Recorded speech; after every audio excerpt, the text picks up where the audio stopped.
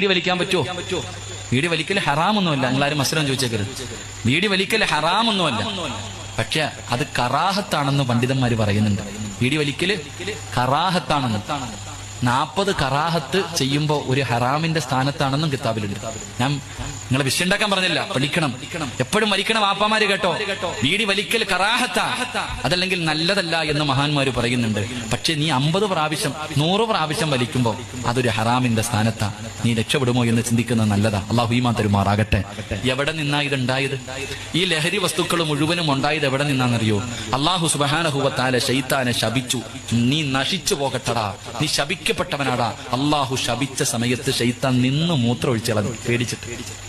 അള്ളാഹു ശൈത്താനെ ശപിച്ചപ്പോ അവൻ നിന്ന് മൂത്രം ഒഴിച്ചു. ആ മൂത്രം ഒഴിച്ചിട്ട് മൂത്രം വീണ സ്ഥലത്ത് നിന്ന സർവ്വ ലഹരി വസ്തുക്കളും ഉണ്ടായത്. വാപ്പാ, നീ ചുണ്ടത്ത് വെച്ചിട്ട് ഇങ്ങനെ വലിക്കണത് അവിടെ നിന്നുണ്ടായ സാധനമാ. അള്ളാഹു ഈമാൻ തരുമാറാകട്ടെ. അള്ളാഹു ഈമാൻ തരുമാറാകട്ടെ. ശൈത്താന്റെ മൂത്രം വീണ സ്ഥലത്ത് നിന്ന് കിളിച്ച ആ സ്ഥലം